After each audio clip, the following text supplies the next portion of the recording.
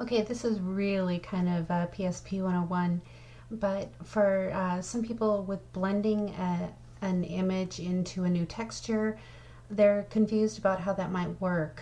I know when I very first learned, I would just put the model on top of the texture and painstakingly erase all around the model, and that can sometimes not have the best results. And then I learned, well, I could put the texture over and erase just off the model. And now I've learned about layers, so I just thought I would show that. I kind of cheated. I went ahead and found a texture that I could just use, and I've already sized it to fit over the image on the other page, which is not really ab size, but I don't care. So I'm going to take this texture, copy, oh, my computer's moving slow, and paste as a new layer right on top of her. Okay, well, it's going to come over as a normal layer, so you're not going to see her. But if you start playing with these layer types, you will get different results. I like multiply most of the time. So there she shows through. So we still see her original background, we're still seeing what she's on here, but we're also getting the feel of the new texture. Then you can take your eraser and I like to use a real low opacity, like 10%, and you gotta play around with the size, and then just kind of go over with that new texture layer highlighted and just kind of carefully take it off. And this way you have a little more flexibility. Doesn't have to be just so, especially, you know, with, in this case, with a black and white, blending onto a black and white.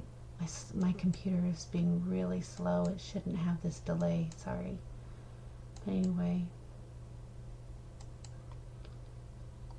and then you know, just kind of be careful and take it off of her. And I think it's kind of fun, like, to leave it on the rest of what she's on, you know. So when you go to do legs and arms, you're gonna have to shrink down the sides of your eraser and just be careful. You know how to unerase, obviously, if you erase more than you meant to. Or sometimes what I do, if I go, oops, I didn't mean to erase that, it can be harder to unerase than just to undo it.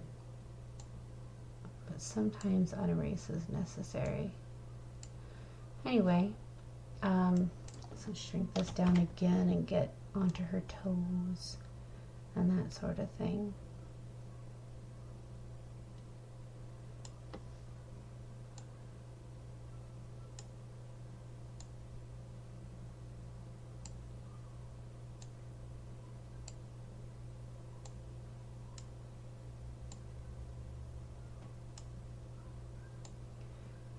Now, I'm not going to make you sit here while I erase the whole thing. I want to erase some. I'm going to make her knee. And see, like, sometimes you don't even have to erase it off the clothes. It just blends in so nicely. But you can, especially if you want to keep it crisp. But I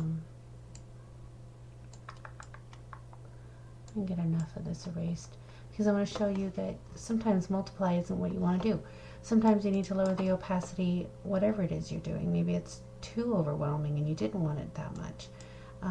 But there's also soft light. Well, with a light image, soft light really doesn't allow much to show up. Hard light make a different look to it. Screening, of course, makes it really bright. So sometimes I use a screen, but I scale it way back. And that doesn't make sense in this case, but there's different times that these different layers can make sense. But I do find that multiply is my favorite when I'm bringing a couple of layers together. So again, you see how I play with the opacity too, because we don't necessarily have to have it at 100%. Ah.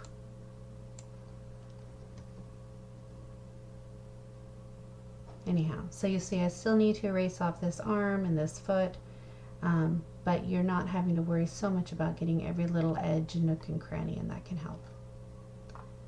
Alright, if I hope that helps. Let me know if you have any questions.